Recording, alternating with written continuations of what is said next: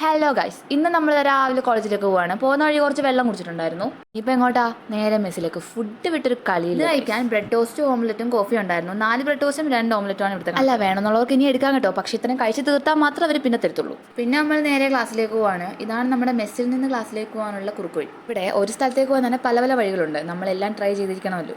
പിന്നെ ക്ലാസ്സിലേക്ക് പോയി, പിന്നെ കുറച്ച് എഴുതാനൊക്കെ ഉണ്ടായിരുന്നു. അങ്ങനെ എഴുത്തായി, വർക്കൊക്കെ കഴിഞ്ഞു. പിന്നെ ബ്രേക്ക് ആയപ്പോൾ നമ്മളൊരു പൾസിൻ്റെ മുട്ടായി കഴിച്ചിട്ടുണ്ടായിരുന്നു. ഇത് എനിക്ക് വലിയ ഇഷ്ടമല്ല, എന്നാലും കഴിക്കും. അപ്പോൾ താഴേക്ക് വരാനുള്ള അടുത്തൊരു വഴിയാണ്. പക്ഷേ ഈ സ്റ്റെപ്പ് ഇറങ്ങാൻ എനിക്ക് ഇപ്പോഴും ചെറിയ പേടിയാണ്, എന്നാലും ഞാൻ ഇറങ്ങും ഗൈസ്.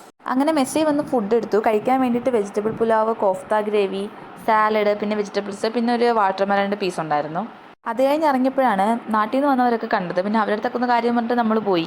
ആ പുള്ളിക്കാരി കണ്ടോ ഗൈസ്, ഇന്നലെ കിച്ചൻ്റെ ബാക്കി വാങ്ങിക്കാൻ പോയതാണ്. നമ്മൾ പിന്നെ നേരെ ക്ലാസ്സിൽ പോയിട്ടൊക്കെ ഇറങ്ങി. മണി കഴിച്ചോ? അവൾ ഇവിടുത്തെ തെലുഗത്തിയാണ് ഗൈസ്, പക്ഷെ അവൾ മലയാളത്തിൽ അവൾക്ക് അറിയാവുന്ന ഒരേ ഒരു വക കഴിച്ചോന്നാണ്. അത് അവൾ കഴിച്ചോ എന്ന് പറയും. അത് ഞാനാണ് ഇവിടെ വിശപ്പായി ഗൈസ്. സോ നമ്മൾ മെസ്സിലേക്ക് പോയി എന്തോ കഴിക്കാനുണ്ടെന്ന് നോക്കി. ഇന്ന് നല്ല super bread pakkavada, new item ഇവിടുത്തെ നമ്മുടെ കുക്കങ്ങൾ ട്രൈ ചെയ്താണ്. പക്ഷേ അടിപൊളിയായിരുന്നു, നല്ല ടേസ്റ്റ് ഉണ്ടായിരുന്നു. അതും ചായയും കുടിച്ചിട്ട് നമ്മൾ നേരെ റൂമിലേക്ക് പോകാൻ പോകണം. റൂമിൽ പോയപ്പോൾ നല്ല തണുപ്പുണ്ടായിരുന്നു, കാരണം നല്ലപോലെ ഒരു മഴ പെയ്തിട്ടാണ്. എനിക്ക് തോന്നിയത് എൻ്റെ ബെഡ്ഷീറ്റൊക്കെ ഒന്ന് മാറ്റി വൃത്തിയാക്കി ഇട്ടാലോ.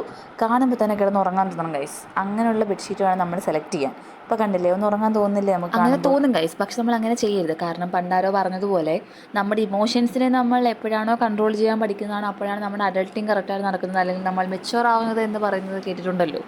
സോ നമ്മൾ മെച്യൂർ ആവുക, നമ്മുടെ ഇമോഷൻസിനെ കൺട്രോൾ ചെയ്യുക, കാണുമ്പോൾ ഉറങ്ങാതിരിക്കുക.